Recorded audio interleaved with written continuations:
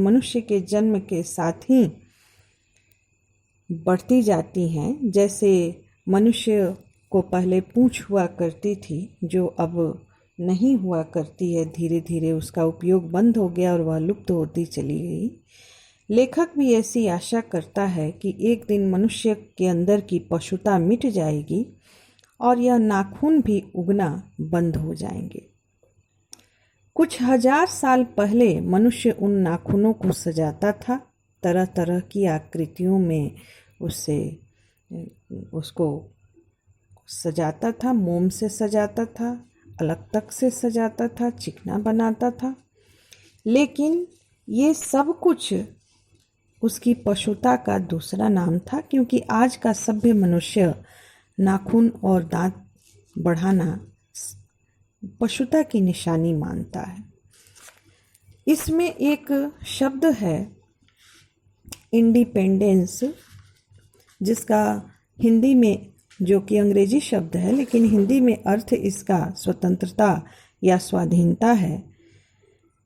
लेकिन हमारी भारत भूमि में हमारी जो परंपरा है उसमें किसी के अधीन रहना हम उचित नहीं मानते हैं, लेकिन स्व का बंधन होना बहुत आवश्यक है।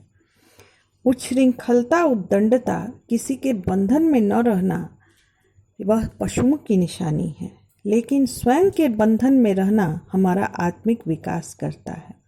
हमारी परंपरा बहुत महान रही है, हमारे संस्कार उज्जवल रहे हैं, और ऐसी स्थिति में लेखक इस बात को मानते हैं कि सब पुरानी चीज़ें अच्छी नहीं होती हैं और सब नए खराब नहीं होते हैं। बहुत सारी विकृतियाँ पुराने ज़माने में भी थीं और बहुत सारी अच्छाइयाँ नए ज़माने में भी है। लेकिन जब जो हितकर होता है उसी को हम ग्रहण करते हैं और उसी के अनुसार हम अपनी सभ्यता का, अपनी आवश्यकता को, अपनी मानवता को हम बढ़ाते हैं। जैसा कि पुराने मोह को त्यागना बहुत ज़रूरी है, क्योंकि हर पुरानी चीज़ अच्छी नहीं होती है। लेखक ने इसमें एक बंदरिया का उदाहरण दिया, जो कि मरे हुए बच्चे को लेकर घूमती रहती है। उस मरे हुए बच्चे को लेकर घूमना मनुष्य का आदर्श नहीं हो सकता। तो ऐसी स्थिति में हमें उच्छृंखलता या उद्दंडता मनुष्य के लिए, मानवता के लिए सही नहीं है। यह पशु की प्रवृत्ति है। हमें किसी के बंधन में रहना स्वीकार्य नहीं है, लेकिन स्व का बंधन हमारे लिए बहुत जरूरी है, जिसमें एक बूढ़े का भी जिक्र लेखक ने किया है, जिसने बार बार लोगों को समझाया, बाहर नहीं भीतर की ओर देखो, हिंसा को मन से दूर रखो।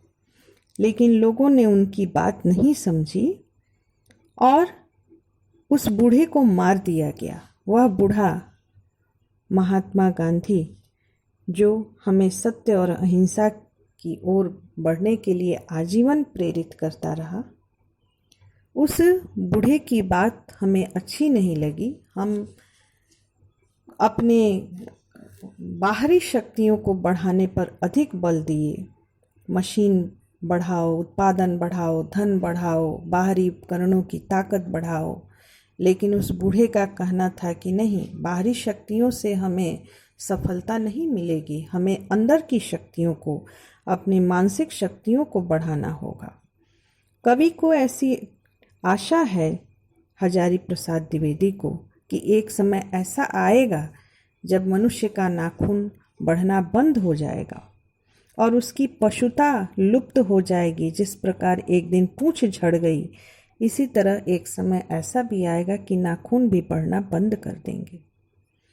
इसमें एक पंक्ति है, सफलता और चरितार्थता। सफलता और चरितार्थता दोनों अलग अलग चीज़ें हैं।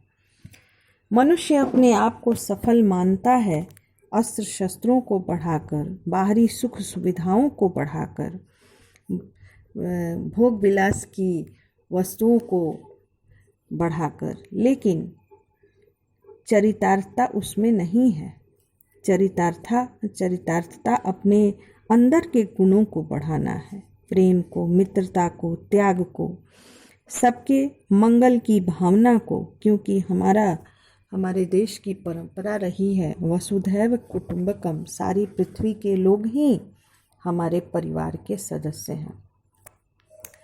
ऐसा नहीं कि हम स्वयं की रक्षा के लिए, स्वयं के स्वार्थ के लिए हम किसी और को नुकसान पहुंचाएं, हम अपने आप को विश्व विजेता समझने के लिए किसी पर एटम बम गिरा दें और युद्ध जीत जाएं, विजयी कहलाएं, यह उसका भ्रम है। वह सफलता नहीं कहलाई जा सकती, क्योंकि जो हमारी कोई भी क्रिया जो हमें मानव जीवन का कल्याण नहीं करने देती, जो मानवता को बढ़ावा नहीं देती, ऐसे किसी भी क्रिया को हमारे लिए सफल नहीं माना जा सकता। तो इस तरह हम किसी के बंधन में न रहें, लेकिन आत्मा का बंधन ही हमें चरितार्थता की ओर ले जा सकती है। अंत में लेखक आशान्वित हैं, कमबख्त नाखून बढ़ते हैं तो बढ़ें, पशुता बढ़ती है तो बढ़े, लेकिन मनुष्य उसे कभी बढ़ने नहीं देगा, मनुष्य अपनी पशुता को रोक लेगा। इस आशा के साथ लेखक अपनी पाठ को, अपनी विचारों को समाप्ति की ओर ले जाते हैं। तो इस पाठ की प्रत्येक पंक्तियाँ महत्वपूर्ण है। वर्ग में रहता तो इसको हम एक एक पंक्तियों पर ध्यान देते हम लोग, लेकिन इसका सारांश हम लोग पढ़े। इनके जो भाषा संबंधी प्रश्न हैं उन्हें बनाकर मैं व्हाट्सएप ग्रुप में डाल दूंगी, तुम लोग बना लोगे, और इसके प्रश्न उत्तर भी तुम लोग बना लोगे, बना करके होमवर्क में डाल दोगे। और इस तरह हम लोग इस पाठ में बहुत सारी जो पंक्तियां हैं उसको हम देखें, इसका सारांश देखें।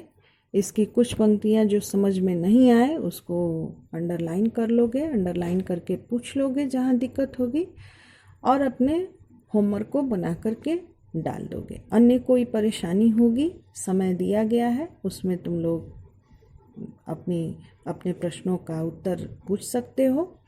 तो ठीक है बच्चों, धन्यवाद।